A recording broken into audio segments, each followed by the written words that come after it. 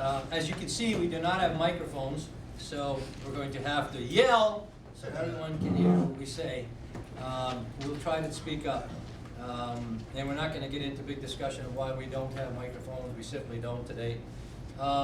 With that being said, I would like to welcome everyone to this, the Barefoot Bay Recreation District Board of Trustee regular meeting, November 12, 2021. Before we go, we'll start with our thought for the day. And of course, yesterday was Veterans Day. We had a great turnout yesterday to the Veterans Day ceremony. So let's just spend a moment and bow our heads and remember all of our veterans again, those who served during wartime and those who served during peacetime.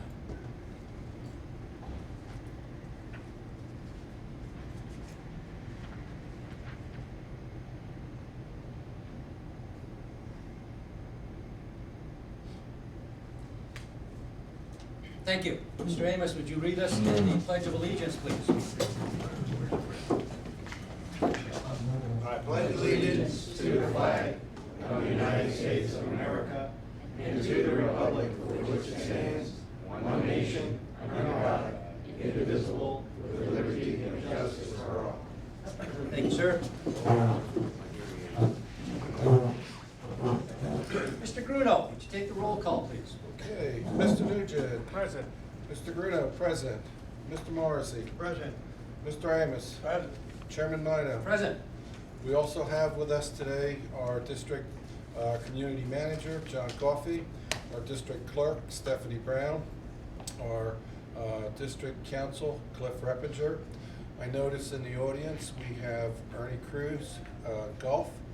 I see Mackenzie Leva, our assistant to the district clerk, and I see trustee-elect HB. Anybody else? Chairman, we have a quorum. Thank you, sir. Additions or deletions to the agenda. I have one, and then I will ask the board if there are any others. We would like to add the Blissful Things settlement. We would make that 10C Blissful Things settlement. Are there any other additions or deletions to the agenda?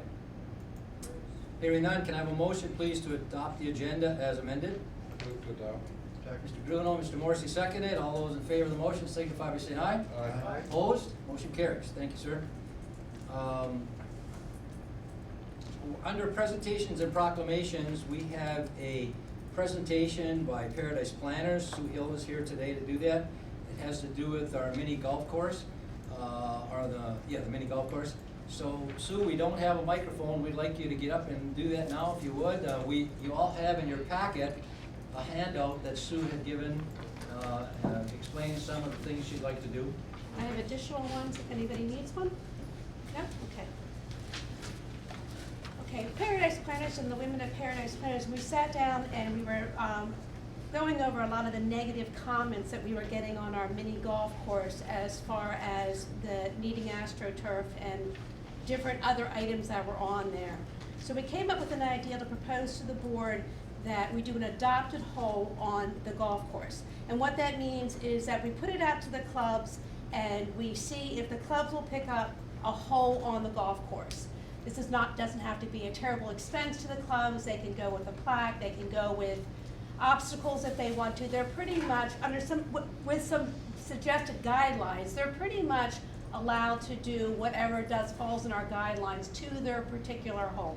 But that also means that the clubs have to maintain the hole, so we have no planted flowers because that would go back to the district, and we don't want the district to have to put up additional lawn maintenance for it, but you can do potted flowers. So there is a few things that we are allowed.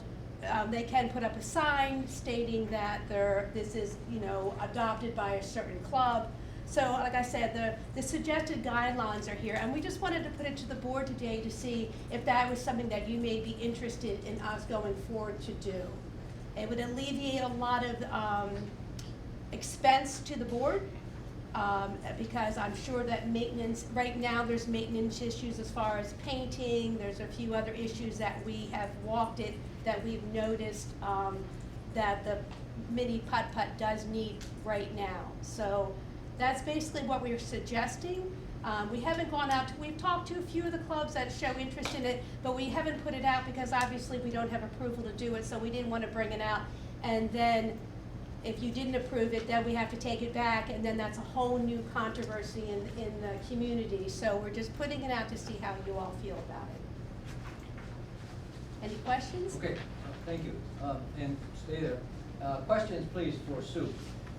Any comments, questions?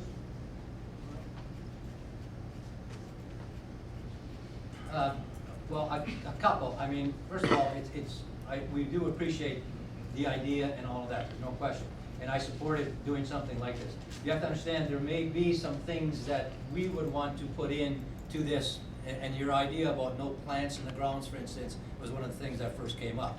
Because you do get used to sometimes these kinds of things happening, and then after a year or so, all of a sudden, those people are no longer taking care of things, and it falls back on the bay. There's also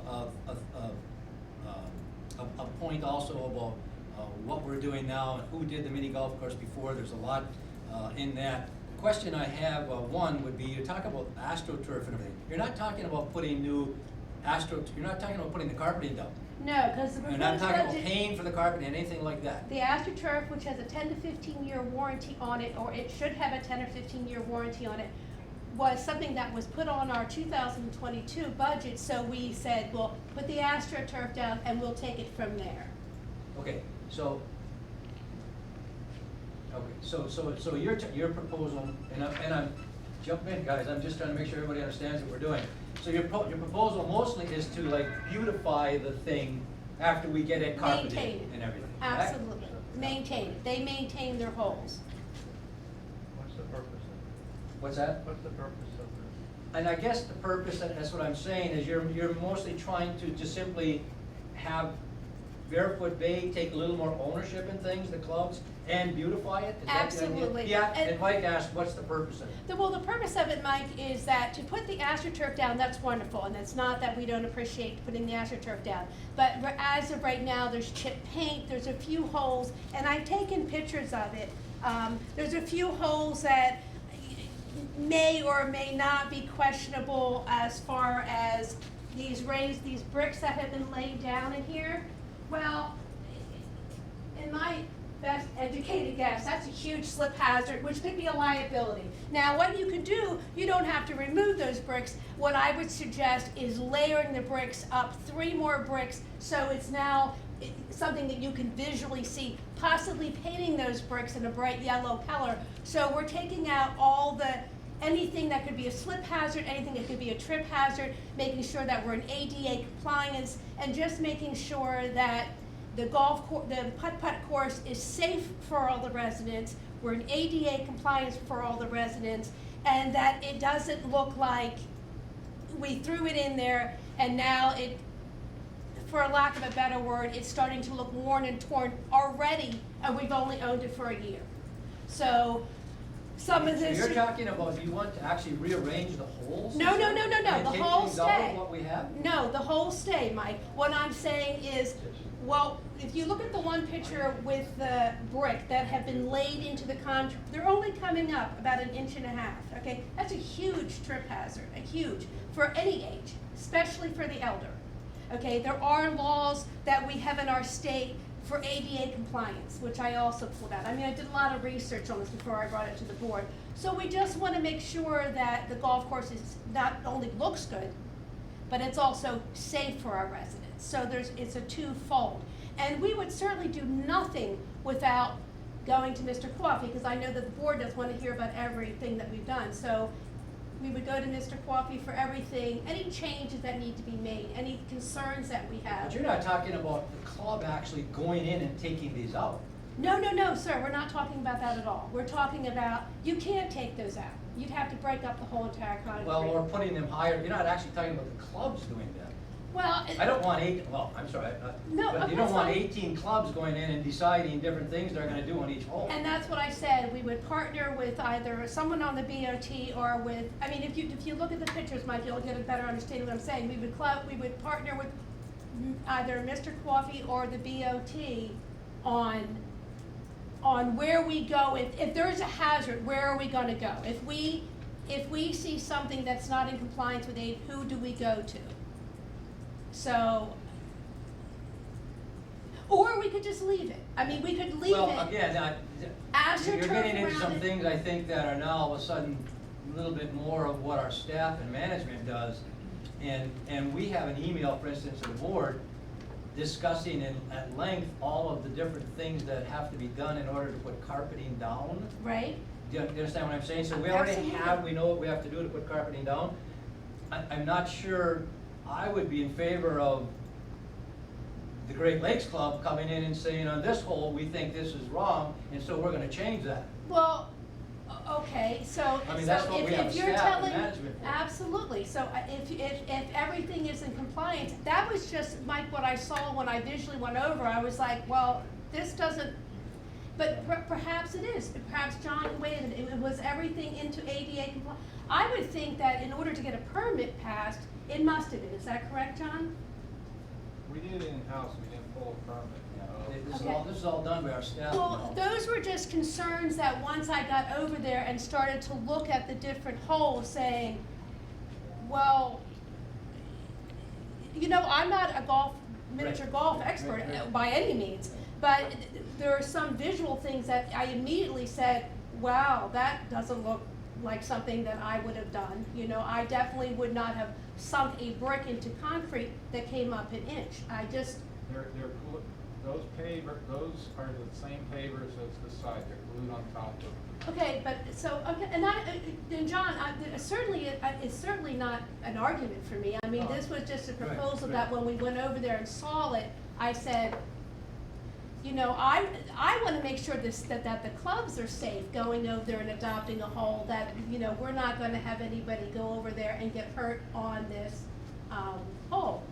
So, and I don't mean to confuse things. I mean, the clubs, I think, are gonna be excited. You know, there's so much negativity in the area over something that I know was intended to be an amenity that was fun for the whole family, and it's turned into, once again, another, as the community sees it, fail on our part. And it was like, you know, we can't play it, you know, the ball goes flying apart, there's water that retains, you know, I read everything that everybody was saying. The water retains for, you know, days and days on end, that some of the things are dangerous, and I started saying, what in the world? I went back and I read it all, and then I went to the golf course to try to address some of these concerns that I'm not sure if any of you are getting feedback on the miniature golf course, but it's all over Facebook. It kind of died down, and people just kind of wrote it off to an amenity that we cannot use.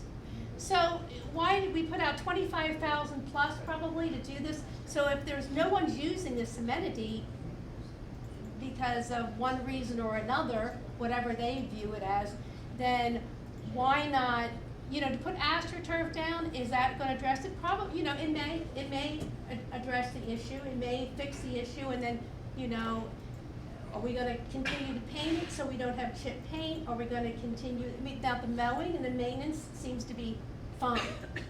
They seem to be doing a really good job maintaining it and edging it and mowing it, so that's a good thing. So I just, when I wrote this up, I thought that this was all we had to address, was just, oh, let's make this pretty, and until I went over there, and then I started saying, well, this might be a little bit more than even I thought. So I'm right there with you, Mike. Okay, and again, when I talked to you a little bit about this, You did. and when I saw the thing Bruce gave me, you had given him, and I didn't go through it in detail, and just a couple things jumped out at me, but I did think it was mostly making it pretty, if you wanted to put it that way. And actually, at first I thought you were trying to get the 18, or trying to get clubs to come in and donate the money to put the AstroTurf down, and then we found out, no, that's not it. And I thought, okay, then it's making it pretty, which I agree with. I'm 100% behind you, and I'm 100% the idea of the clubs. However, there are things that we, as we talk now, that we want to make sure we know exactly what we're doing before we jump into doing this. How about we get our expert or our bid agent in here, look at it, and get a professional opinion of what needs to be done. I'm on agreement that prettying it up is nice, but I think there's some other structural things that have to be done first before we get to the cosmetic side of it. So I think we need to get somebody that does outdoor carpeting, or if there is somebody that does outdoor recreation, somebody to come look at it. Well, we will do that because we have it in the budget to put the carpet in again, so we have to have that person come in. But again, you know, I'm trying to be very careful here. This was a project that the staff got together and did on their own. It wasn't a project in a 5-year plan that we all of a sudden were gonna do. It was something they did, trying to make that something where someone could do in miniature golf. So I agree with the clubs supporting it and adopting holes and all of that. All I'm saying is, that we absolutely, I'd be in support of this, but I think we have to put this on another agenda, next agenda, the one after, because even as Sue talks, there are questions come up, well, what exactly would we be asking clubs to do? And that's And what again, if the it gets to something where we're saying a club could come in and say, well, we don't like this hole, so we're gonna remodel it, I'm not sure No, I'm no, gonna no. be for that at all. No, and that's not It's what we're just not gonna proposing. happen. And we're not proposing that, but when when the few clubs that went over to take a look at it, we all kind of came to the same, Right. is this even in compliance? I mean, and of course, you know, so nobody wants someone to slip and fall on a hole that has poor drainage, and then all of a sudden they feel like their club is responsible for it, so. Well, yeah. Could we put it on the next town hall? Can we, when is our next meeting, John? January 18th. January 18th. Not in December. Huh? December 3rd, yeah. The town hall is the 18th? But again, we can put it on the town hall. I'm not looking for 100 people to come in and tell us they're gonna rearrange the course or something, though. I'm talking about what our staff does. I'm looking to support her proposal, but I think it simply needs some guidelines from the board as to what exactly the clubs would be doing, Right. you know. So do we wanna put it on the December 3rd agenda, or do we wanna go later than that? How do you wanna do it? I don't think we have enough information to put on the third. I think what Sue was saying is it's two separate items. It is. You have what you wanna do, what you want the clubs to do is to make the place pretty, beautify it, put their signs up, do that. But then you have concerns But then I about went over there. how it's laid out and all that stuff. Well, Absolutely. that's not what we need to be talking about here on this. What you wanna do is get the board's approval for you to allow the clubs to take care of a hole, just like they do with the roads. You keep it clean, you beautify it. Absolutely. By putting flowers and stuff in it. We're not gonna talk about what happens. We know we have to get the carpet in there, we have to get somebody in there. Absolutely. Okay, that has to be done, but that's not part of this proposal. Would you- Absolutely, and I'm sorry to confuse everybody, because honestly, that is exactly what I was, the suggested guidelines that we've come up with in the proposal that you have in front of you was the way we were gonna come in today, until I went over there and I started, you know, measuring some, and doing some different, and I started saying, well, wait a minute, you know, I don't wanna have to pawn this off on a club. We have a few issues, and it's not a major, it's not like it's gonna break the bank, but let's at least address that, so we're not just pawning that off on somebody and saying, well, now it's your responsibility because it's your hole. That's not fair, and, for us. Okay, so how about if we do this, and I agree with Bruce, it's a great way to put it, Bruce, because you don't wanna get involved in those two things, they're two separate things completely, Yes, sir. that's for sure, because that's what kinda took me aback a little bit. How about if we put this on the December 3rd agenda, and we, in the meantime, and it has to do with the clubs adopting a whole, let's call it for beautification purposes, okay? And in the meantime, we will get any of our input to John, and look at these kinds of things Thank and you. say, what are the kinds of things we like on this? What if we approve the beautification part of this, clubs adopting it at the December 3rd agenda, yes or no? I'm not saying adopt it, yes or no. And the other issue we deal with as we go along with when we start putting the carpet in. Does that sound agreeable? Because it's two different issues completely. So as a consensus, is that all right? We would put it on the December 3rd agenda?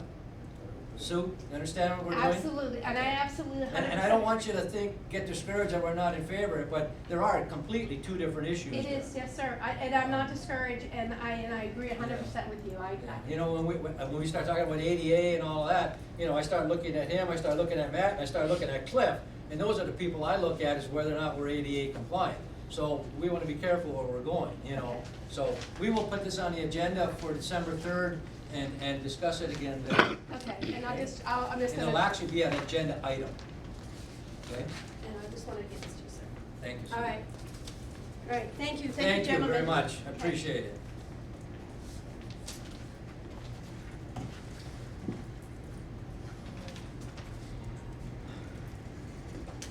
Where are we? Approval of minutes. We have BOT meeting minutes dated October 26, 21, and Town Hall minutes dated October 28, 2021. I don't have the minutes in front of me, I should call them up. I'm going to ask for any additions or deletions to the minutes, and I have one. Let's see. It has to be the BOT. If anybody has their minutes, if you look. And look in the town hall, and under the town hall, it says, Mr. Mino said something about when this would be on the agenda, and I think we have 2024 in there, and we'd be voting on it on 2023, it's not 2024. And the two issues we talked about. Says here, Yeah, yeah, it'd be on the ballot in 2022.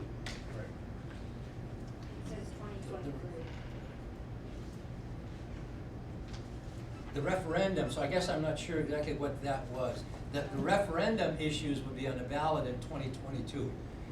Steph, do you know, is that what I was talking about there? Oh, you weren't there, I'm sorry, okay. Yeah, this is what you were doing. You said it will be a referendum in November 2022. Okay, but then in this one, it says that the charter cap and term limits would not be on the ballot, so we're talking about, I don't know where that, it should be 2022. There's a statement that says, Mr. Mino stated that the charter cap and term limits would not be on the ballot until November 2022. That's It fine. will not be on the ballot until, 2023. It will not be on the ballot until 2022 as a referendum issue. Okay? So I would ask that as a change to the minutes. Are there any other additions, deletions? Hearing none, can I have a motion to approve both sets of minutes as amended? So moved. Mr. Nugent? I'll second. Mr. Bruno? Any other questions, comments? Okay, all those in favor of the motion signify by saying aye. Aye. Opposed? Motion carries. Treasurer's report, Mr. Nugent. The cash balances in the general fund as of 11/4/2021. Total petty cash was $2,500. Operating cash in banks is $437,936.32. The MB&T money market account is $850,854.22. SBA reserve account, $699,810.67. Total cash balances in the general fund, $1,991,101.21.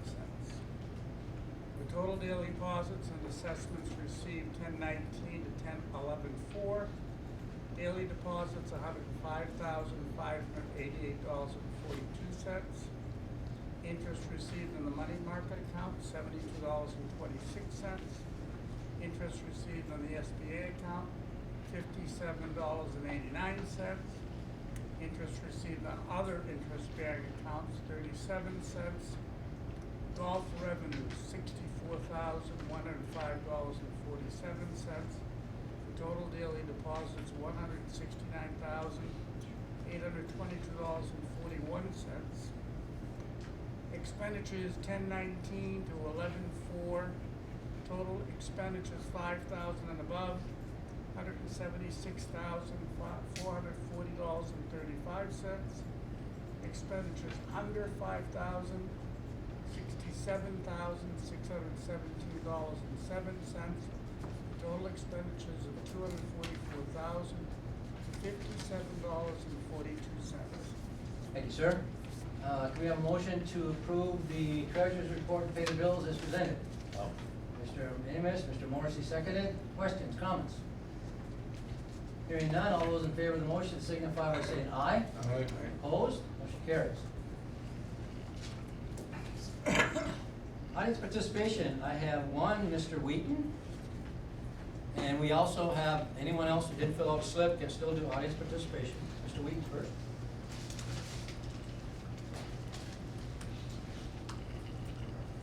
Good afternoon, gentlemen. Dave Wheaton, 1477 Barefoot Circle. In 2014, Forest Service survey by the USGA stated they did not recommend overseeding of the golf course. In 2018, when I was a board member, I proposed that we do something about the weed control, Pythian blight, and all the rest of these things. It took us 3.5 years to start weed control. And we started doing it at the worst possible time as we're going into the winter. We weakened the greens, and now we're talking about overseed. When you overseed a weak green, it makes it even weaker. Then when it dies off in the spring, you have a lot of dead vegetation, which makes them susceptible to the blight and mold.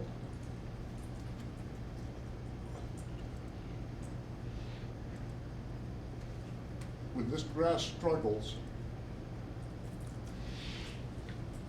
we wind up with all the problems we've had. We've had complaints to ABM, and ABM has come in with some professional people, done their job, and we've seen vast improvements in the golf course. All of a sudden, they go back downhill again. We got no personnel, no equipment,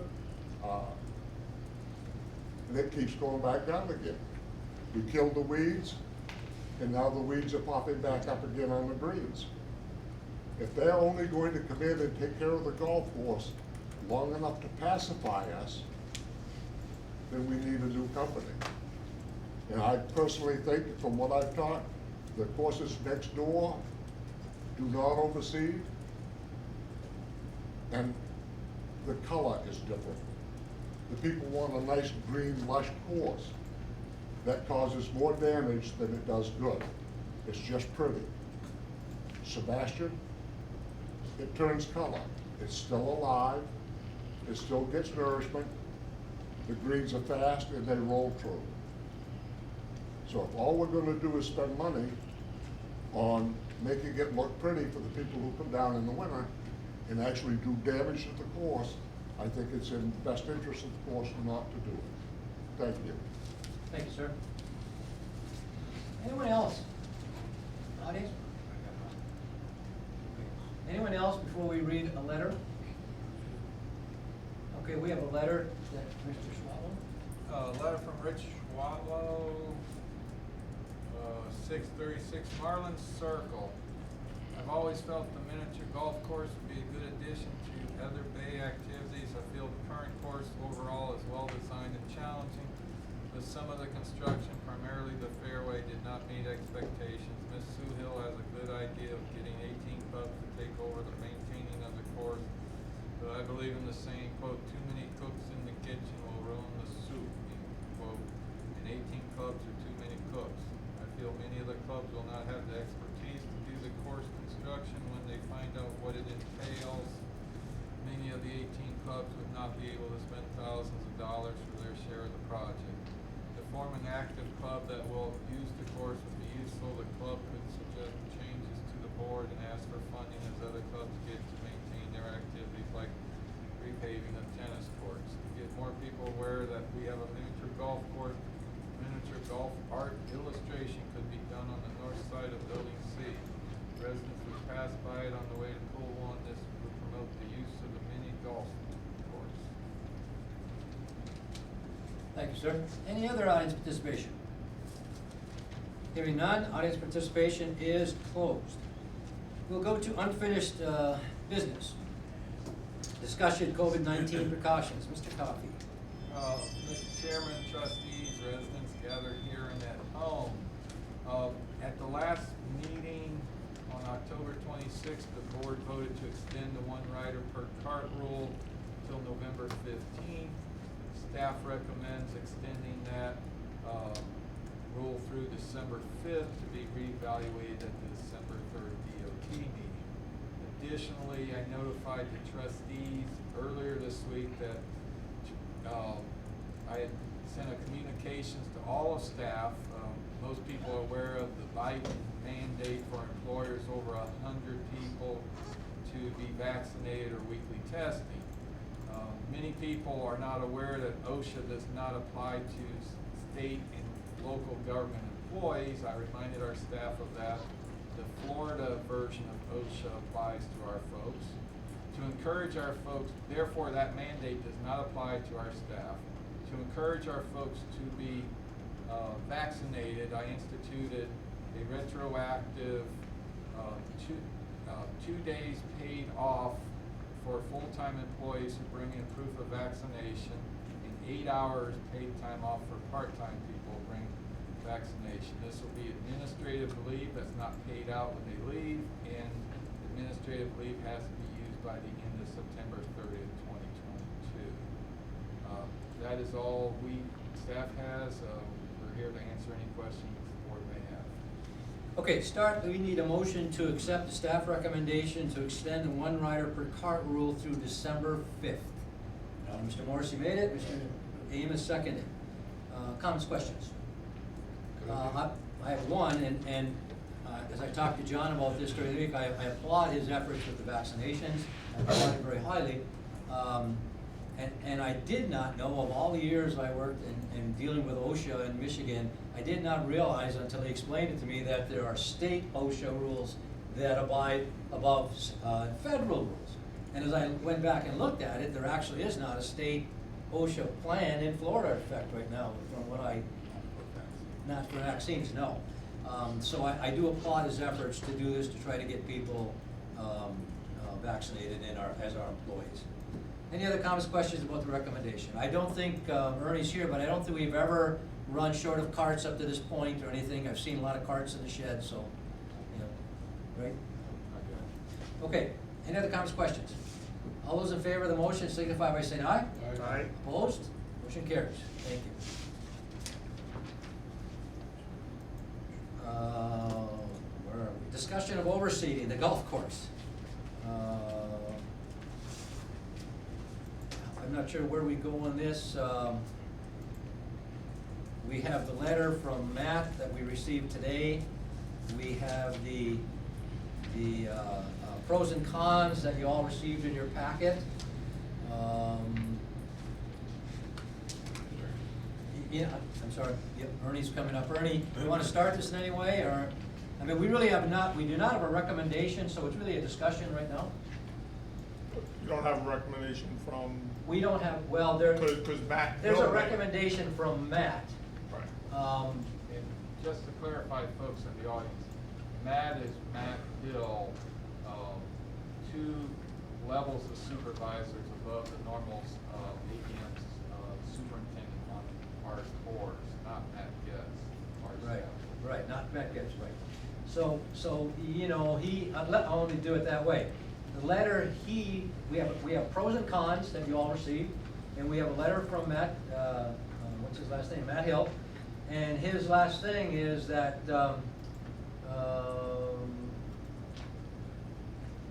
ABM recommends overseeing. ABM recommends overseeding, and he lists his reasons there.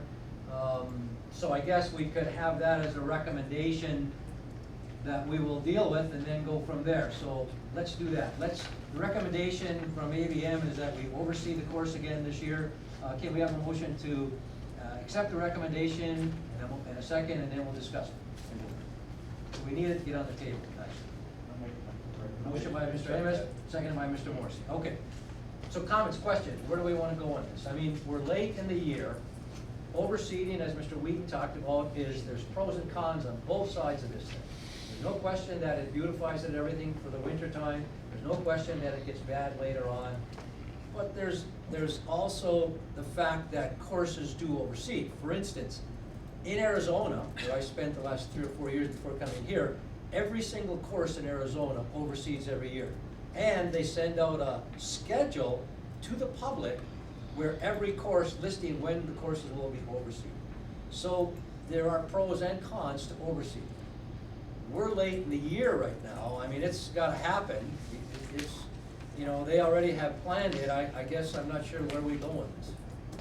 I agree it could be a different course if you didn't oversee, but that takes more than just 1 or 2 months. That's a process. From my understanding, talking to, I talked to Ernie, I talked to Brad, a few other people, it takes a lot of preparation to do the overseeding, and we're there now. That's my point. So it's not, you don't wanna cancel the overseed for this year because it's ready to go. As a matter of fact, it's ready to go, what, 2 weeks? Yeah, on the 23rd. I would also tell you, just from having been here 6 years, Barefoot Bay, a lot of perception things going on. And if you all of a sudden decide not to oversee it, it's of course your decision or whatever, but remember, you've had quite a few people who didn't come down for the past 2 seasons due to COVID and things like that. And so you might have some people with a level of expectation that come down expecting it to see it one way and have some headaches the other way, but. And that's a good point, but I think at some point, as Bruce is indicating, we have to decide what's best for the course overall for 12 months a year. And because again, all of us live here 12 months a year, and so we want the course to be the best it can be at all times. I agree with Mr. Amos though that as we started this now this late, I mean this is it's all been prepared, it's all ready to go. We decide not to do it now, which may be a good thing to do at some point. I'm just not sure it's a good thing to do right now. But again, I'm no expert on greens, so. I would suggest that we not do it this year and make a concerted attempt to rid the course of the crabgrass and the weeds, and then set it up for overseeding next year a little bit earlier. I think we're a little late in the game now. Not oversee this year? Not overseed this year. We're set to oversee like tomorrow. I mean, so, I mean, that's what we're talking about, is that it's right there to be done now. It's kind of late in the day to not oversee, all the plans are in place. That's what he's talking about. If you don't oversee. My question would be, why would you not oversee this year and then turn around and oversee next? Yeah, I'm I'd not sure. get the weeds under control on both the greens and the fairways. And I would make a concerted attempt to get to the weeds and then come back next year. The other thing too is I think that the little bit I know about overseeding, it may be a little bit disruptive. Ernie, answer weed control, or I will jump in. Weed control right now is probably the best it's been, or for the last month, or a month and a half, is probably the best it's been in 3 or 4 years.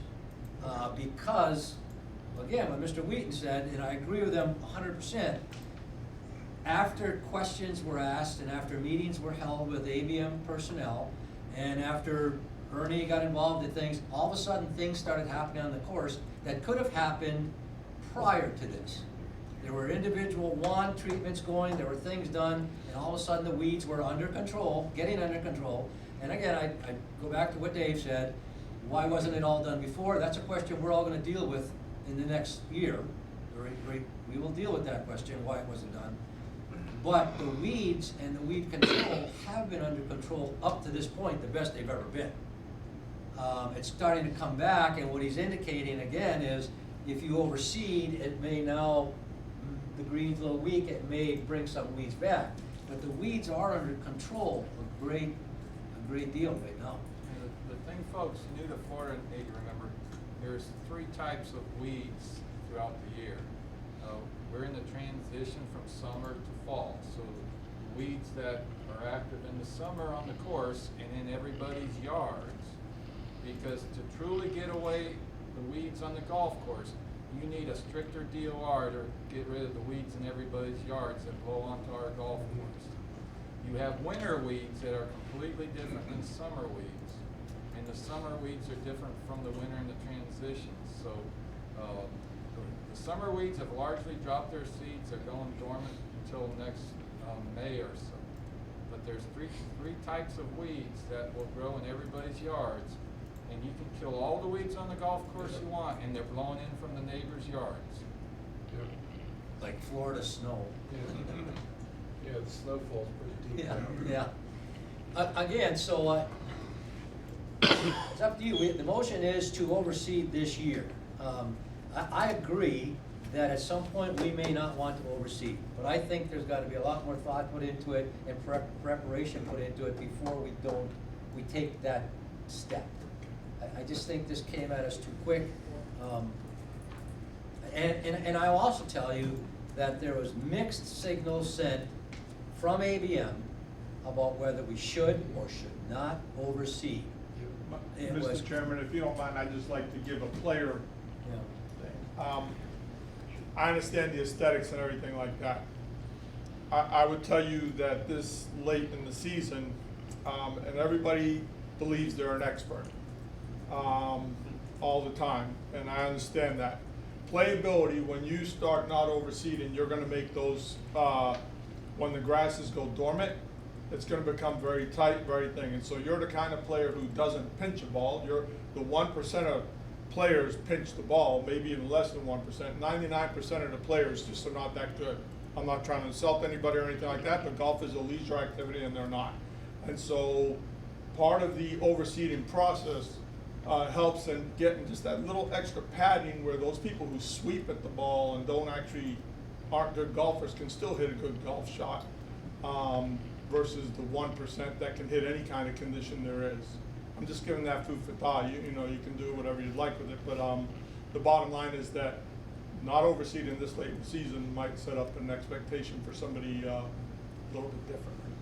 There's another thing about overseeding too that people may or may not know. There are courses that do not overseed and the grass gets tight and things are like Bernie's talking about. And what courses do is they go out and they paint them. They go out with green, kind of like a paint, and they paint it and it looks beautiful. It looks really great, but you simply don't have as much grass as he's indicating, but it looks great. I just think it's too late in the year, as far as I'm concerned, to say, no, let's not do this. I'm sorry? We have a motion. The motion is that we do overseed right now. That's the motion.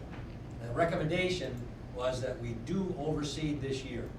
And I guess what the question is, do we do that or do we stop it right now? Any other comments, questions? Well, the issue is if we do not stop it, then we'll never know by not overseeding what the consequences will be. It's true. You know, we can continue to say, well, we'll overseed because it makes it look better, but have we done damage to the green in the long run? So next year we decide, well, you know what, we better overseed again. And it just becomes a vicious cycle where we never know what we don't know.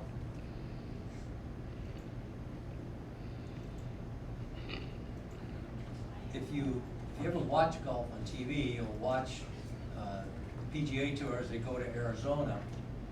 Again, they go to Arizona coming up in January, February, and you'll see courses that are just beautiful in the fairway and the greens, and you'll see everything else around the course as brown.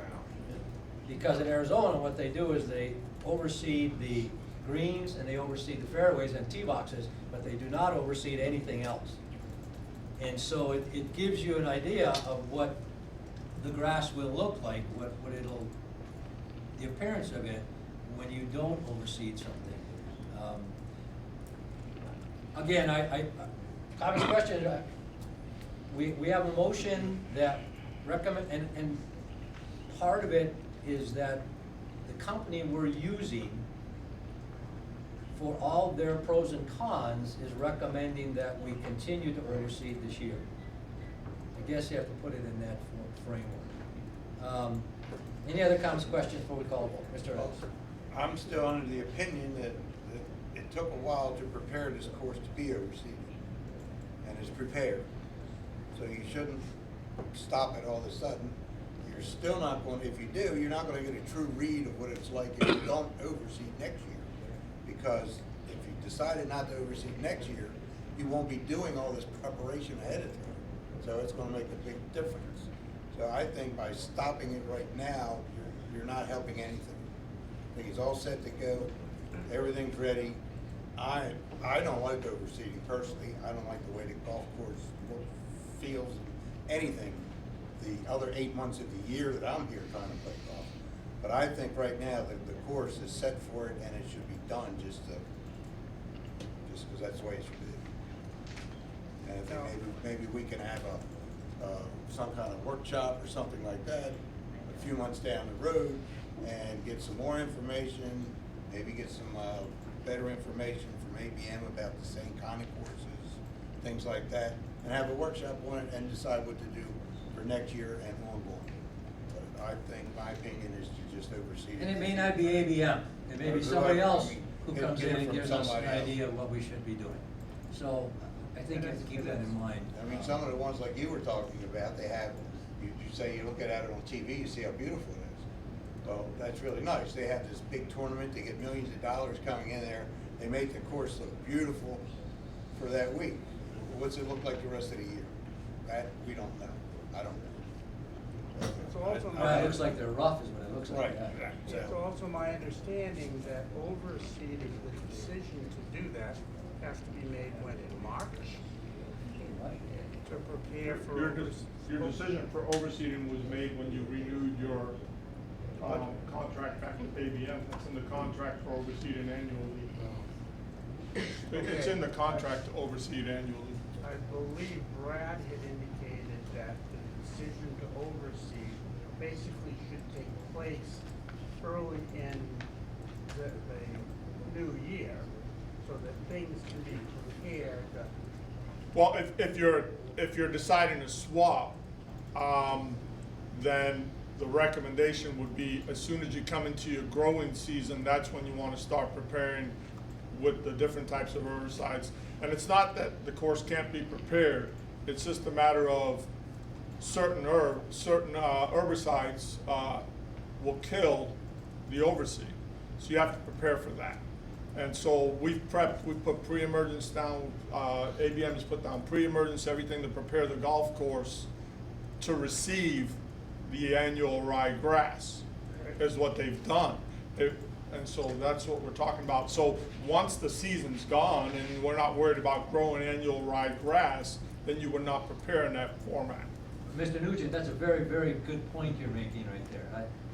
You're right. If we were to not overseed, I think what you're indicating is that maybe we better get some work done and get some more information so that come March, or January, February, March, we make a decision about it the following year before all the things he's talking about starts. It's a good point. I was in on that conversation with Brad also, and that's what he said. That the problem is with the herbicides, you can't put down the stuff that's gonna take care of those weeds that we don't want if you're still planning on overseeding in the next year. We have a lot of people out there talking right now saying, seeds for what? For tomatoes, or where are they going, Like a lot of corn. Okay, any other comments, questions about this? We have to call a question? No? Okay, the recommendation is by ABM, and the motion is that ABM recommends overseeding all greens, collars, approaches, tees, and fairways. All those in favor of that motion signify by saying aye. Aye. Opposed? Motion carries unanimously to not overseed this year, correct? No. I mean, to overseed. Follow ABM's To overseed this year based on the recommendation. Okay. Mr. Nugent has an excellent idea that we have to get on this, so I think as a consensus of this board, we have to get information from ABM or somewhere else, wherever we want to get this information, and somewhere in January, February, March, we make a decision as to whether or not we overseed the following year, so that preparation can be done. Which of our universities has the ag program here? There's a number of things we have where PGA programs can come from. There's a number of places we have. I've got a file about this thick on it, what they used to do here, so, and Ernie knows all the places to look. Okay? I was just gonna say, I used to work at a university, and it's a great senior project to get someone to come out from the School of Agriculture. Oftentimes, as a department chair, we were looking for projects for the students. Okay, Next item. And this is the Blissful Things Settlement Agreement that Mr. Reppinger sent you all an email about. I believe it went to all the trustees. Cliff, you want to take this? Yeah, so just to set the stage for anybody who doesn't recall, we had a executive session, closed attorney session back earlier this spring related to the case. Since that time, we've been talking to the defendant related to the proposal that was considered in the executive session. The defendant has executed the settlement agreement, has indicated her desire to move forward with that, and is prepared to make payment to the district to resolve the matter. So we're requesting that the board go ahead and approve of that agreement as indicated at the executive session and move forward. And that would dispose of the case once it's resolved. And again, in the agreement you look at, they have signed it, and so it's just waiting for our signature. So is there a motion to accept Mr. Reppinger's recommendation to accept the Blissful Things, I'm calling it, settlement agreement? Mr. Nugent, is there a second? Mr. Morrissey? Any other questions, comments for Cliff about this? I think we're getting $500 some or something. Something like six on it. Okay. It was I'm cost. sorry. Cost. Yeah. All those in favor of the motion signify by saying aye. Aye. Opposed? Motion carries. Thank you, sir. Selection of candidates to be interviewed by general counsel position, for the general counsel position. There are a number of things we have to do with this. Today we have to, and I'll go to John in a minute too, but today we have to discuss, pick some people to a couple of people that we would interview for this position. We have to establish some procedures possibly, and if for this kind of an interview, we have to establish interview dates. I would tell you that this is, it's more than just sitting down with a person. This is a professional interview that we want to conduct. It's not having a conversation with someone. So you all received packets. I believe we have seven firms that applied for this position, which is a lot more than we had when Cliff came on, I believe. And they are all, as you look at their credentials, if you go through things, they are all very large firms. They are all very capable. One of the things about us as trustees is when we get to this interview process and we look at this, we're not really going to be interviewing the person on their legal ability, their legal knowledge, because they're all very capable attorneys. They wouldn't be with these huge firms. We're going to be looking at the kind of person who is the best fit for Barefoot Bay, that fits in with our organization, that fits in with the Board of Trustees, that would be the best fit with our staff. So with that, we have 7 firms. Do we have to add anything right before? No. We have 7 firms. And by the way, the other thing is we come up with questions. We have to come up with specific questions that each, as I see this, and I only do this because I used to do superintendent searches for school districts. And I would meet with boards of education, and we'd go through everything as to how you conduct a CEO type interview. And some of you may have done the same thing. But there are things you ask, there are things you don't ask. You ask each candidate the same question because you're simply trying to see how that person reacts to the question, how they react to you, do they repeat the question. There's all kinds of things we have on some forms that if the board wants to do it, we can conduct the interviews in very professional ways. But the first thing we have to do, and one of those is questions. You know, it may be that we have 5 trustees and each trustee gets 2 questions or 3 questions, and you go through this period and you want to do this in basically an hour and 15 minutes, and then you want to get them out because you're not having a conversation with people. You're simply asking a question, see how they respond, and you're rating them as the beginning. Again, I'm just throwing things out as knowledge I have about how you do these things. The first thing we have is seven firms that applied, and I want to, Mr. Brinker is going to be on the board later after we do this, but he's not gonna be involved in the questioning, he's not gonna be involved in interviews, he's not really involved in this discussion. But I want to offer him an opportunity, I believe I saw him here somewhere. Oh yeah, I want to offer him an opportunity to come up to the podium and simply tell us any of the 1 or 2 or 3 people on that, he has all the packet, that he thinks we should be looking at. And then we'll get to our own discussions. Okay. My name's Harold Brainerd. I live at 554 Target. The one that I have chose, I just had it in my hands, is Weiss, or Wise, W-E-I-S-S. That's the one I have. Weiss Saruda, Yes, Weiss Road. and anything you want to add, why you think that's a firm, if that's the only one you think we should look at? Well, I've read them all, and I didn't know until this past week that you were gonna ask for 3. I only chose 1 right now. Now, if you want 2 more, I will, over the weekend, reread the other ones, and if you want, I'll email it. No, that's fine, I'm not saying how many we take, I'm just thinking we're going to interview more than 1 for sure. You know, it may only be 2, it may be 3, we don't know. Well, this is the only Yep. law firm that really stood out Okay. to me. All right, thank you. Okay? Thank you very much. Board, Can I ask pleasure. a question? Yep. Do we get to ask Mr. Cliff who he recommends?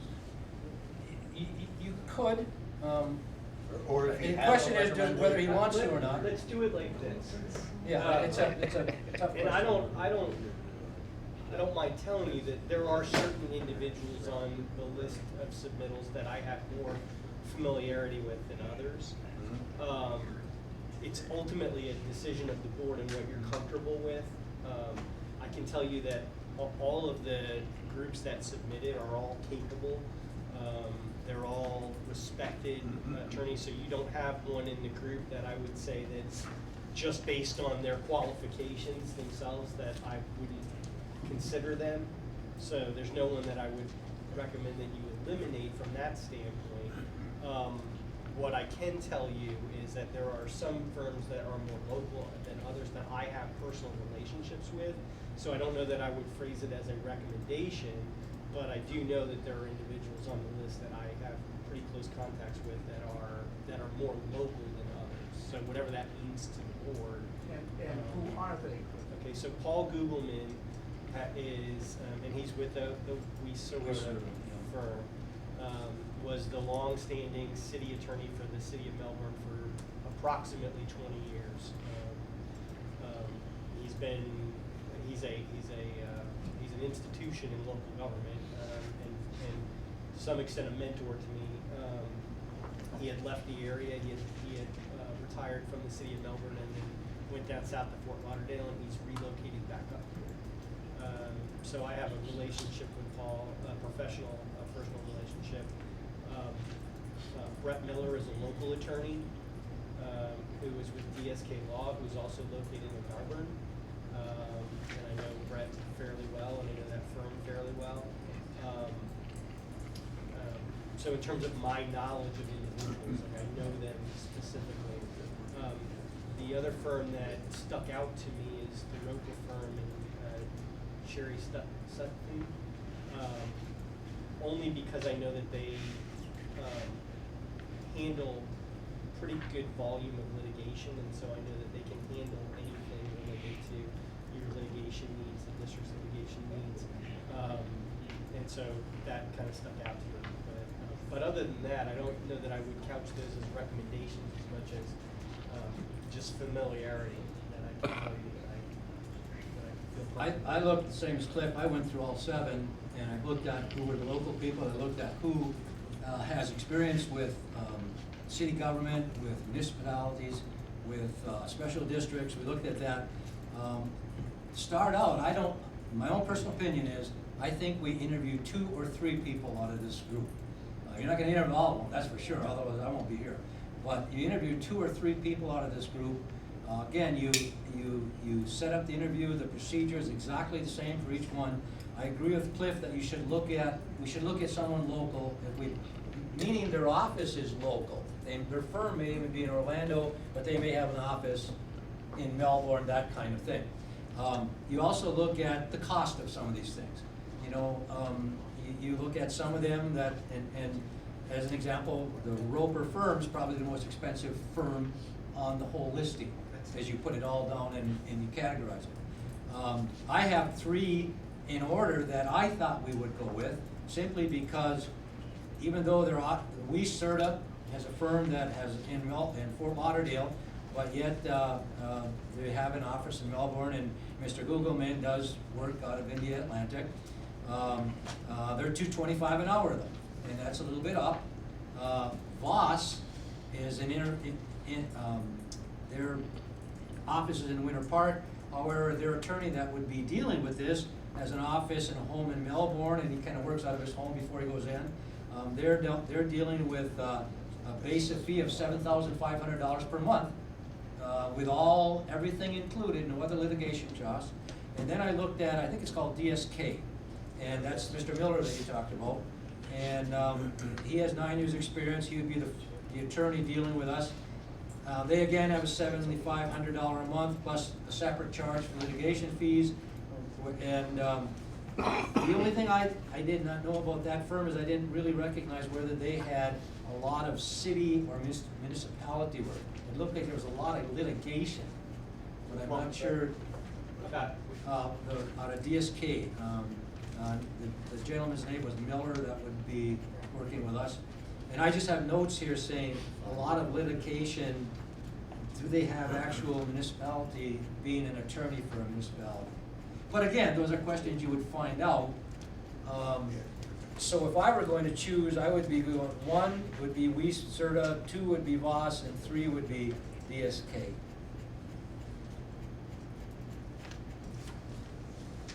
I would have to agree with you. I had 2 of those 3.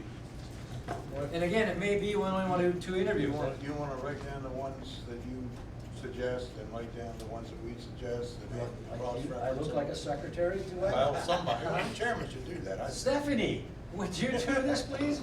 Huh? Take the 3 you want, we can just go down the list here and Yeah. give the ones that we Again, want. I'm looking at Weiss Serta first, number 1, Voss number 2, DSK number 3. If we went to 3, I'd be happy with 2.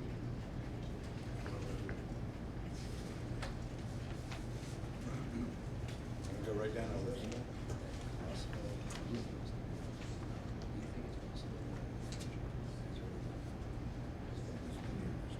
Can I just?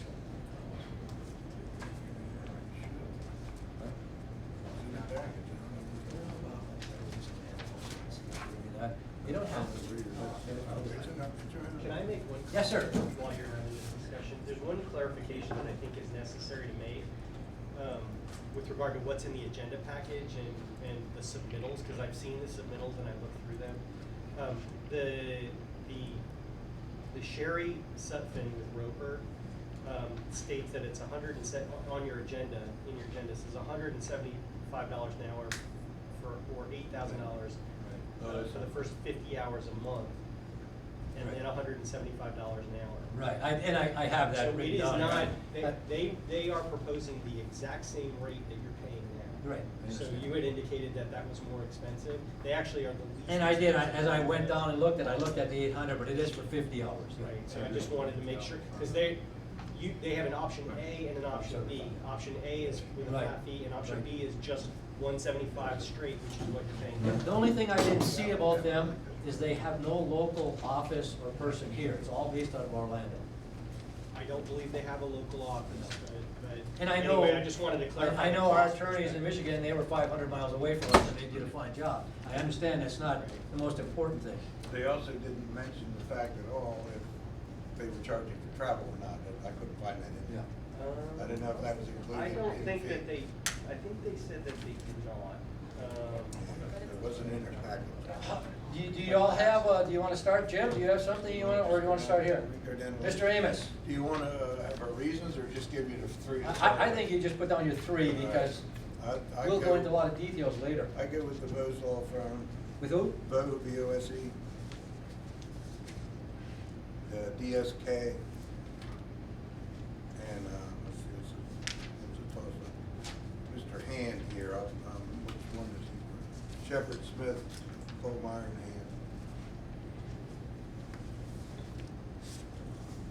Hand. I have my reasons, but if you need them, I'll tell you. That's the one that charges, just to ask you, Hand is, and I'm not sure what their case, it's Hand, Shepherd Smith something, I believe, or Shepherd Smith Shepherd something Smith, Hand. yeah. And they charge $190 an hour for and Cliff, maybe you can answer this. They charge $190 an hour for state litigation, $225 an hour federal litigation. Every time we bring a DOR case to a court, that's state litigation? Correct. Okay. And then We what? in the entire 14 years that I've been here, we've never had a federal case. That's what I was gonna ask. I can't think of anything So, that'd be federal. I'm not saying that you couldn't have a case that's a federal case, but we have not had that before. Well, the reason I said that, I had the other one that you were talking about, Roper, as my third, but I couldn't find if they were gonna charge us for travel or not, so I chose the other one. I because don't they think I weren't. saw in any firm that supplied something that said they were gonna charge for. Well, They they all the rest of them said They, they're some not. of them did, but it Oh. was only for federal cases. not Federal for- cases, yeah. Okay. Mr. Morrissey? I will go with Post. And Miller and Miller's DSK, right? And who else? That Hand, okay, that's Shepherd something. Mr. Gruno? I had Weiss, Bose, and Roper. Mr. Nugent? I had Weiss, Bose, and Miller. And who? Miller. Miller, that's DSK. DSK. Yes. Vice, Bose, and DSK. Sounds like a job. What, now, before she even does that, do we want to interview 3 people or 2? That's a 3. And remember, are we gonna interview them, we've got some things being run up, right? And they are only suggestions for you, but, as how you do the interview, but do we want to interview all these people on the same day? You know, when you get this information, and we'll go over some of it real quickly, as I said, you're not really here to have a conversation with the person, you're here to do an interview, see how they react, see how they present themselves, see if they're gonna be a fit with the board. Their legal expertise is something probably none of us would ever think of judging, okay? So you wanna have this, and I go back only to, as I used to do things for interviewing superintendents. You know, an hour and 15 minutes, they were out the door. Because you give them time to explain something, you ask them certain questions, you do your grade, and it's over. So we have to decide whether it's 3 and how you do it different days, or same day. Suggestions, John, any? Well, part of the scheduling is going to depend upon their availability. You know, my expectation of law firms when it comes to interview is if you've got a court date, you can't break that easy. But if you've got another client, you should be able to reschedule it. So we have already scheduled next Tuesday, Thursday, and Friday. There is, pardon? It says Tuesday, Wednesday, and Friday. Yes, Right, Wednesday. Tuesday, Wednesday, Friday. There's also the ability to have one on the 22nd, and the 29th, and 30th. So, part of it, I do concur with Chairman Mino about, you know, an hour and 15-minute interview, leave a half-hour gap for any discussion, short break. How many you get in each day is gonna partly depend upon Stephanie making phone calls today and tomorrow. Just so you know, I'm gonna hand these out to you, and gentlemen, I'm trying to be as helpful as I can here. This is stuff that has to do with interviews that we have done, and we'll, at some point, we wanna go through all this, you know, choose something you want, you don't want. I think you got 4 or 5 pages each, didn't you? So, let me just correct the diagram here. It's next Tuesday, Wednesday, Friday, or Tuesday the 23rd, anywhere from noon to evening, or the 29th and 30th in the evening, smart bed. And with that being said, if we push past next Friday, we had a goal of having a final contract on the December 3rd agenda. We do have the ability on like December 17th to have a special meeting to approve the contract, so we're not married to December 3rd for a final. Part of the problem that John hasn't said, and just so you know, and nothing really, anything you wanna do, I am not here on Tuesday and Wednesday. I'm out of district. And so I'm back for Friday. If you've interviewed on Friday, I'm back on the following, what'd you say, 23rd? 23rd. If we possible do it there, but, and don't say to change it at all for me. I'm just telling you that I will not be available on Tuesday and Wednesday for interviews. Yes, sir. I think it's important to have all 5 of us. And again, no, I don't, this is my fault. I didn't realize I made these plans back in July, and I'm out of town and everything, and I can't change them, so, I don't want you to do it just for me, but. If you need to push that schedule, don't worry, just do what you gotta do. I got transitional stuff I know, to but deal we with don't wanna anyway. have you giving up other things either to It's be okay, here. I've got transitional stuff to deal with anyway, so if you need to push it out, don't feel like you're time constrained. Put it where it makes sense for all of you to be there to do the interviews. What I handed out to you, if I'm just gonna explain it real quickly, then what I handed out to you, the first thing is called interview procedures. I'm not gonna go through all things, but you look there, and that's the kind of things we would do in an interview. The second thing is things to watch for during an interview. Does the candidate reword the questions? Does the candidate ramble on? Do they dwell? Do they do, all those kinds of things. Next things are questions not to ask. You can't ask these things because it's discriminatory. You don't ask them about sex, religion, marital status, family plans. All those kinds of things are listed there. And then here you have 21 questions, and they're questions that we could look at and pick out of, although Cliff may have other questions, I'm not sure. But describe how you see your role as at Board of Trustees meetings. At Board of Trustee meetings, the General Counsel explains legality of issues, gives legal opinions when asked to do so. Do you think the General Counsel should ever make recommendations about an issue or the legality? And these, I'm not saying there's right or wrong answers. These are questions you ask. How do you see the relationship between you, the community manager, the Board of Trustees? Is there a different relationship with Board of Trustee members or with the chairman of the Board of Trustees? There's no good or right or wrong answer. They're questions you want the person to react to see how they respond. So I give that to you to look at between now and then. We can come up with any kind of process, procedure we want. Once we establish the people we'll interview, we'll have to select questions. I would hope you'd agree. Those are the questions. Each candidate would be asked the same questions.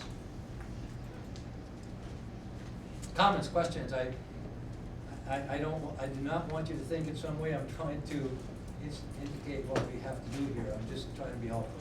The first thing I'll say is, this is pretty standard, having done faculty and administration searches at a university. This is exactly what you would follow, right down to the T, what they ask, what not to ask. You could put a couple custom questions in there if you want, but other than that, this is, Yeah, and I'm saying we would select the questions we want, whatever, and it could be added to those. It's just examples of the kinds of this questions. is 90% of the work right here. Okay, can I have one later? And you what? Well, I did a lot of research on other things in here, and I have some research that I've done on questions that you should ask attorneys. I've never hired an attorney like this before, so I'm looking into all those aspects. So, I mean, if we choose questions off of your list. You put any questions bring you it all want in up, there. But I'm not prepared to do that tonight. No, I'm not either. I'm saying we have to do that prior to the interview. What I'm trying to get around is you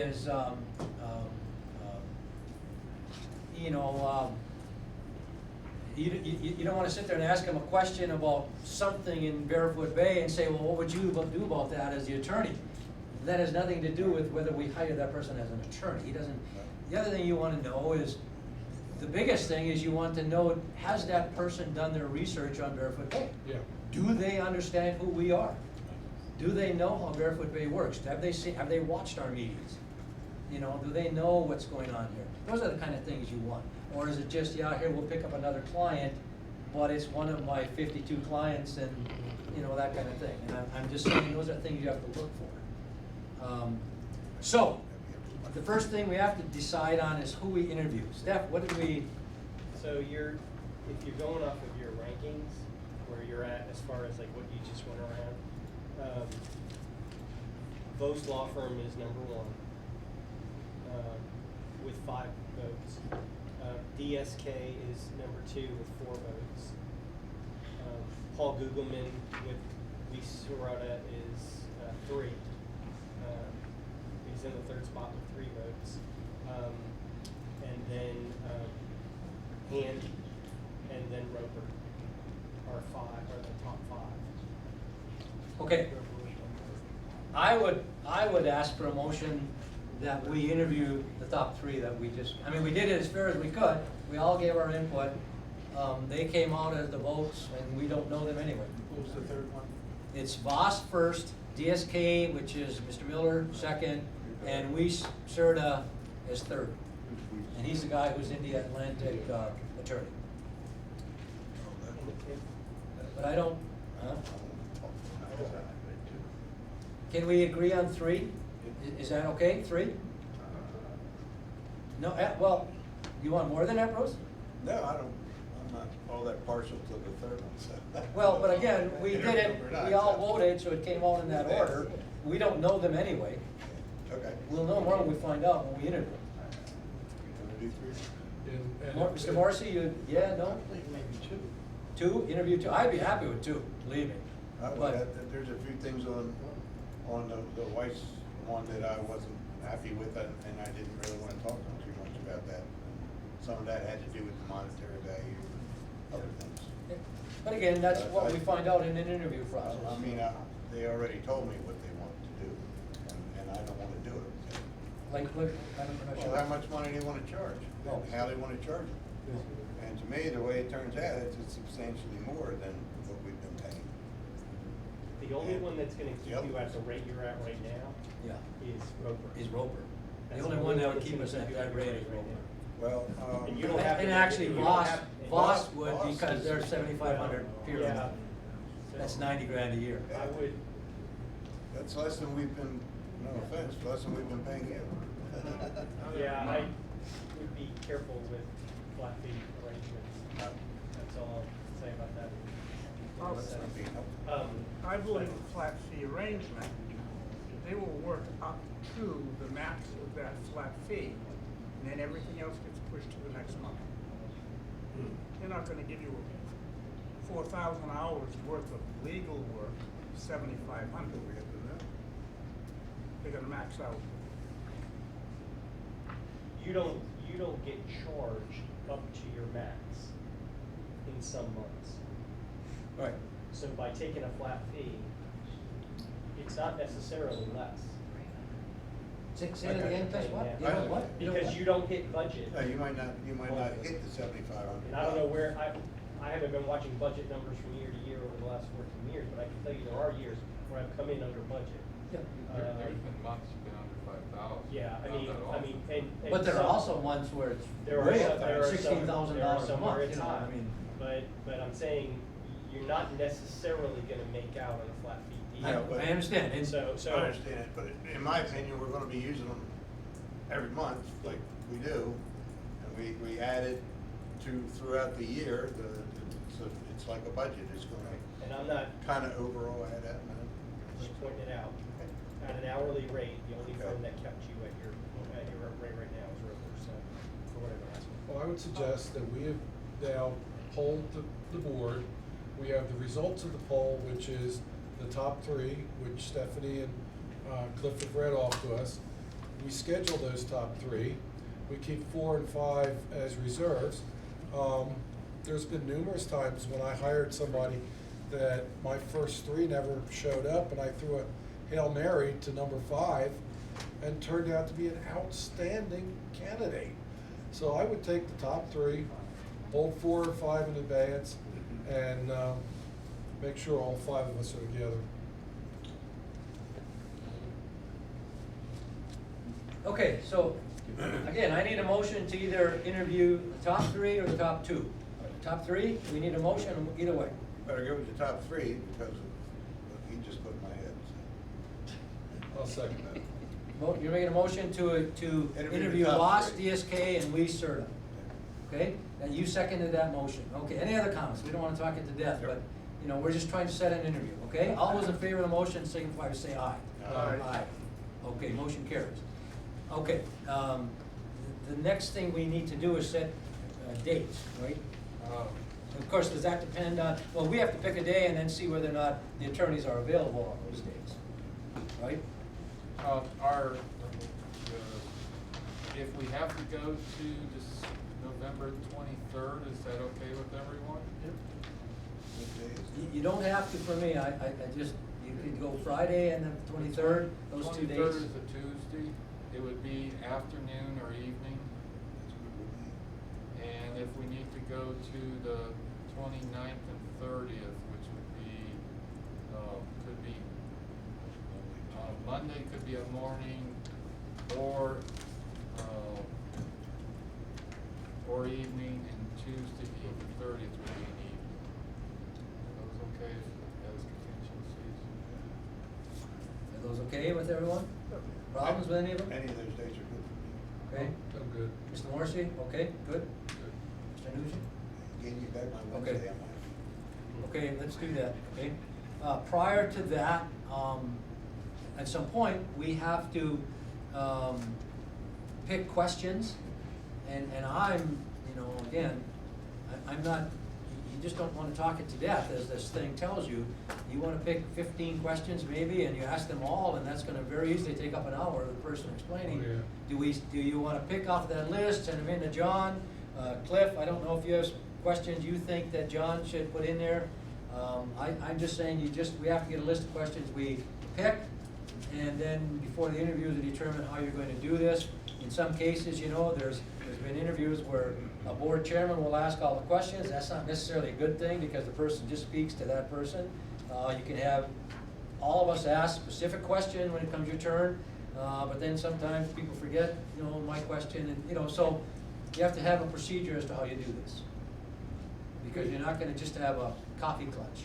We always had good luck with the department chair starting the discussion, that would be you as the chairman, and then round robin, everybody asks the same question. Exactly, and that's what I And you suggest. just mark it on the paper, Yeah. and you just ask the questions in the same order, and you ask the questions with the same person, and hopefully you ask the questions with the same demeanor for each candidate. Right. And then, like I said, you've got some good ones in here already.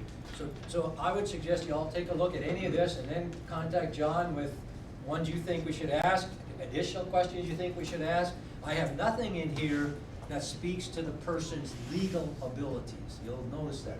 This is simply trying to pick a person who I think would be a fit for Barefoot Bay. I just didn't know enough legal questions to ask anybody. What else do we have to do? That's it? You know, we hate to talk this to death, I know. Okay, any other comments about this? We're moving on, okay? Establishment of a DOR review ad hoc committee. Who is doing this, John? You? Well, I can start. I don't even, do I have anything on that? It was recently suggested that the DOR be reviewed. In the past, there's been DOR review committees that have proffered suggested changes to this board. He was working with Mr. Reppinger to come up with specific language. 3 times in the last decade this has been done. Twice they were counted in-house. Once it was done through the supervisor of elections involved. They get some input on questions. If they don't like it worded a certain way, they'll kick it back for tweaking. I sent out separate from this agenda for the audience's edification a whole bunch of information from the last 3 times. I did give you a starting point of proposed rules for the DOR ad hoc committee. By no means am I suggesting you have to do this, but you know, I like to give you all starting points other than a blank sheet of paper. My one recommendation is so that you do have the new attorney at these committee meetings to help head off bad ideas before they make their way up to y'all to save time for everybody. It will cost a little to have the attorney at these committee meetings, but I think it will help the committee members stay on the right track versus getting sidetracked into something that later the attorney says, we can't do. But however, if you want to tweak this proposed language, if you want to throw it out and make up your own, we just need a direction on how, we always could say there's no rules, the committee can do what they want, but we planning on December 3rd, if we have some letters of interest, bringing this to you for appointment. If we don't have sufficient resumes received, back up. We'll put this on the agenda regardless, but if we get to December 3rd, it may be a recommendation just table it till January 14th. Okay, the recommendation is the BOT review the attached draft DOR ad hoc committee rules document and to facilitate the future committee's work. Can we have a motion to accept that recommendation? And we'll go on changes. Mr. Morrissey made a motion, Mr. Nugent second. Okay, any comments, questions, changes to that? I think it's a great idea to have the new attorney work with the committee, because I think that could be a learning experience about the day. Right out of the get-go, they're in the DOR. A lot of our legal stuff is DOR stuff. I'm not even, as I read all the information John sent out, especially the graph or the chart of what the last committee did, and things that actually were approved when it went to the referendum and things that weren't approved, I think the number one item that brought this up was the first one that they wanted to change, and it wasn't approved at the last time. So I'm it's a good idea, I guess, but I'm not 100% supportive of even starting this right now. But I agree, we'll go in and do it. Any other comments, questions about this? We're adopting the rules. Okay, all those in favor of the motion signify by saying aye. Aye. Opposed? Motion carries. So we will then have this on the, see if we have any candidates. Is that what it is on December 3rd? Yep. Okay.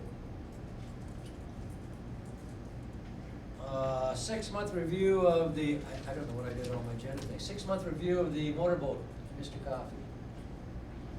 On May 14th, the board approved a resolution revising policy manual codifying use of remote control boats in Building A Lake. And at that meet, previously, the BOT members had stated a desire to have a 6-month review to determine if the registration process need to be added. This is that 6-month mark. I personally have not witnessed any RC boats. There was a rumor there was one a couple weeks ago in the lake, but I can't substantiate that. Staff request direction on this matter. Any comments, discussion? The RC boat people came and spoke to me. They did use the lake once in this 6 months. Apparently there were no complaints. They were out there with their gas boats. Apparently they found another lake to use that's a little bit easier to get the boats into. They said that our shoreline is a little bit too shallow to launch the boats. So right now I don't think we have problems, so don't poke the bear. I don't see any need for any changes, adding anything, unless anyone on the committee does. Oh, Okay, non-issue? non-issue. Okay. Non-issue. 11D, fiscal year 2021 year-end budget amendment resolution. Mr. Cobb. Yes, state law allows local governments 60 days after the close of a fiscal year to clean up the end of the year budget before the audit. This is that cleanup. Technically, Mr. Henley has through the end of this month, but this is our last meeting this month. Basically two cleanups of transferring some excess budget from admin in the shopping center and recognizing fund balance for projects and project overages. There is a resolution, Mr. Reverend will read, staff recommends approval. Resolution 2021-21, a resolution of the Board of Trustees of the Barefoot Bay Recreation District amending Resolution 2020-08, amending the budget. Thank you, sir. Is there a motion to accept the recommendation to approve the resolution as read? Mr. Nugent, is there a second? Mr. Amos. Again, this is simply a year-end cleanup thing of the budget, moving from one fund to the other, and nothing new or whatever. Any other comments, questions? All those in favor of the motion signify by saying aye. Aye. Opposed? Motion carries. Same thing, next on the list is the roll forward, Mr. Coffey. Yes, this is recognizing uncompleted projects or projects that weren't started last year and putting them into this year. Vast majority of them are capital R&M. This isn't in compliance with your adopted 5-year plan. There is about $12,000 in operating expense that's rolling forward that's in our informal indoor table and chair replacement plan that will help replace the chairs in building A this year. There is a resolution, staff recommends approval. Mr. Rivers. Resolution 2021-22, a resolution of the Board of Trustees of the Barefoot Bay Recreation District amending Resolution 2021-09, amending the budget. Can I have a motion, please, to accept or approve the recommendation, the resolution as read? Move to approve the Mr. Bruno, second? Somebody second. Mr. Amos, seconds. Comments, questions? All those in favor of the motion signify by saying aye. Aye. Opposed? Motion carries. Christmas parade and light up the bay support. John? Yes, Mr. Chairman. Chairman Emeritus Crosby's CDO's annual Christmas parade and Light Up the Bay contest. Historically, Chairman Emeritus Crosby's CDO requests matching money from BBRD and the CVO. This year, Mr. Crosby is requesting up to $1,000 for trade festivities lights. He has always come in under budget. Money is available. Staff recommends approval. I have a motion to approve that recommendation. Mr. Amos, second. Mr. Morrissey. Again, so it's 1,000 from us and 1,000 from CBO? Is that what it is? No, not, Is it matching? Isn't, I thought that's what you said. Is it- no? Joe? Oh, usually? Oh. no, CBO is gonna pay for the part of the band from this high school, and then the rest is, that'll be coming from. Okay, so But I I'm guess gonna my talk- question. But I'm gonna talk to CBO and see if they'd be a little more generous. Well, my question, Joe, is, I mean, the $1,000 then, if they're not, that's enough to do what we need to do? It is. I never went over it, so if I did, I'd probably throw some of my own money Well, in. there you go. Well, you could fund the whole thing, we know that. Is there a motion to accept the recommendation to, fund the, we made it? I'm sorry, I'm going ahead of myself. Any other comments, questions? All those in favor of the motion signify by saying aye. Aye. Opposed? Thank you. Thank you. You bet. Managers report, I think that's where, aren't we? Resident Relations ARC meeting on the 9th, there were 25 items, they were all approved. The next meeting is November 23rd, 9 a.m. Today's VC meeting, 6 cases came into compliance prior to the meeting. 9 are working with homeowners, 9 were found in violation. Next meeting is December 3rd at 10 a.m. October, interesting facts, 46 new home sales, 25 orientations, 32 residents in attendance. Lounge and 19th hole are closed on Thanksgiving Day. New Year Eve tickets at the Lakeside and Lounge go on sale November 29th, as in the last few years. If you just want to be outside, the band will be outside unless inclement weather. It's $5 gate fee after a specific time. There is a $10 reserve seating in the lounge that guarantees you a seat and gives you noisemakers and champagne toast for that $10. Paul McCartney Tribute Band tickets go on sale December 1st, Building A. And Gina Turner dueling piano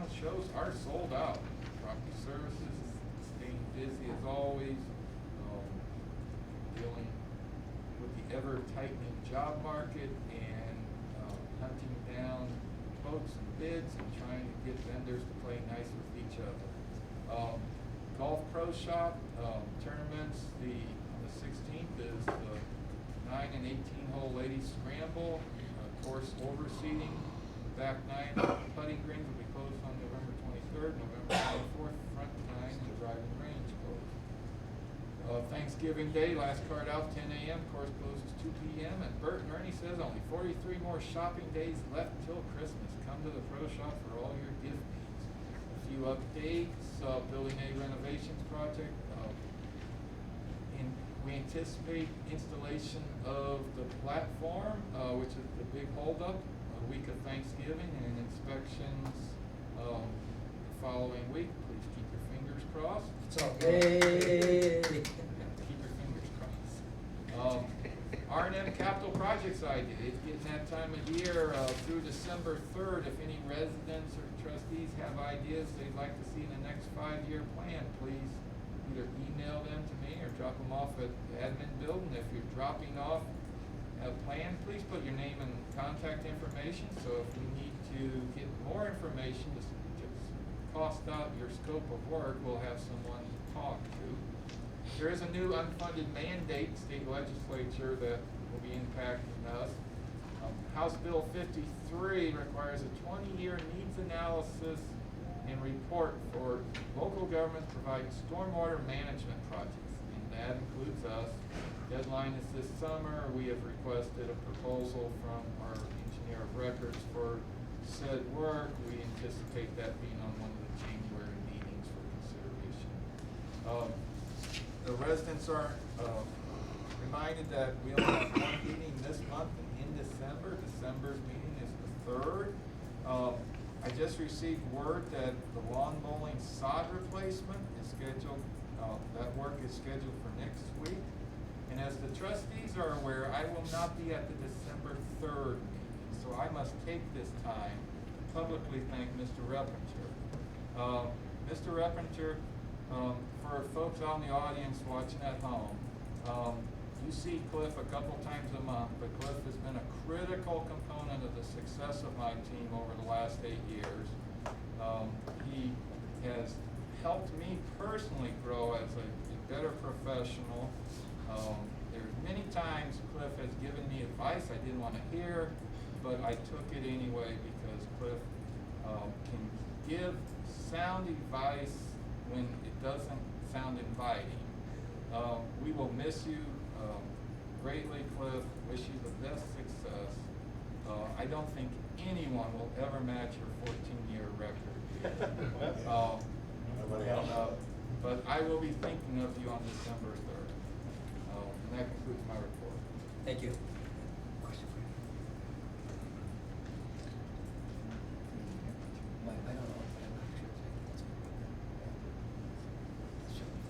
John, can I make one correction there? I'm sorry, if I yeah. may? The closing of the golf course in the back 9 will be on the 22nd, and the front 9 will be on the 23rd. Okay.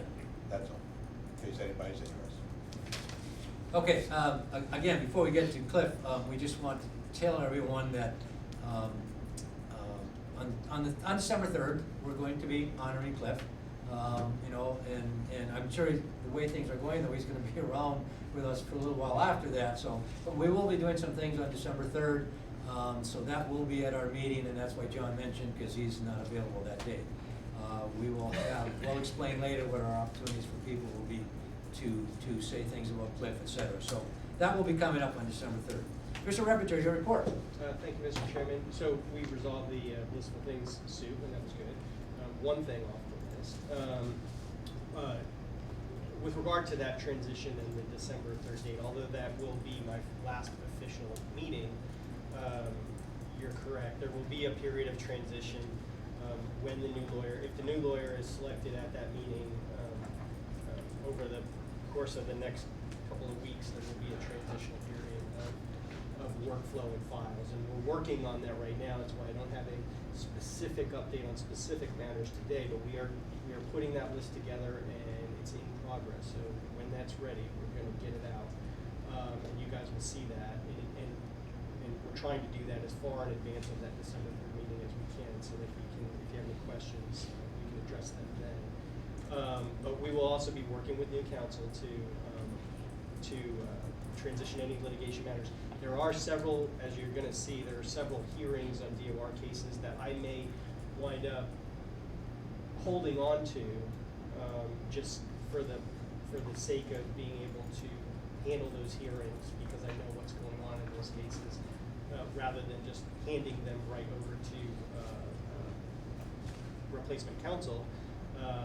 But we'll talk about that as we kind of get into it. There's a couple of hearings that are coming up at the end of November, so you'll see that, and then also into the first part of December. So I'm not sure exactly what the dates are, but we'll make sure that we do that. So there will be a period of time, about a couple of weeks, while we're transitioning everything over. But that's all I have for today. All right, thank you, sir. Mr. Nugent, anything? Great. Mr. Gurudo? Just want to thank everybody that came out to Veterans Day yesterday. We had a nice crowd, and first annual Decorate the Golf Cars seemed to go over well, and we'll do it again next year. Thank you. Mr. Morrison? Well, I just have one thing that I probably should have said at the beginning, but I was just wondering about the proposal of getting a new storage area. Okay, I was approached by a local merchant, and he's interested in selling it an acre or two that is just down the block from us. Oh, you for mean storage. like RV storage kinds of things? Oh, Yeah. So I didn't know whether to bring it under new business or old business or whatever, but I was approached today to see if they were interested in buying some property, an acre or so, or whatever they think they could need. There's an interest of the party to go ahead with Well, it. I mean, it's great, so now, he just told you that if you can look into that for us, and I'm not sure where we are, do you know anything about that? No. Yeah, okay, I appreciate that, yeah, yeah. Because I know we had a motion made to purchase a piece of property at one point for that. It just came about today when I'm on my way down here. Well, great. Just want to let everybody know about it. Yeah. We'll look into it, we'll look into it. Thank you, sir. Anything else? Mr. Amos? Nothing today, just thank everybody for listening. Okay, I have two things. Joe, Christmas parade is, you didn't mention that there, it's Christmas parade is when? December the 5th, December the 5th, there, it starts at around, the lineup starts here at the D&E parking lot at about 4 o'clock, and the parade starts off at 5:30. 5:30, Then we're okay. gonna have a tree lighting ceremony, and then some entertainment inside building A. Okay, all right, There so, will be some again- food too. What's that? There will be food. Okay. So again, decorate your carts. I know I ride in it every year, so decorate your cart and get in a parade, yeah. The only other thing I wanna do is I wanna apologize to everyone listening at home, because you know we're going to get a lot of emails, we're gonna get a lot of concerns on Facebook that people couldn't hear what happened today, and we just couldn't help it. There was nothing we could do about it. We don't have the microphones. We have the microphone, but we don't have the system, because of some unforeseen things that happened. So we do apologize for that. Other than that, I would ask for a motion to adjourn. Mr. Nugent, seconded by Mr. Morrissey. All those in favor signify by saying aye. Motion accepted, we adjourn.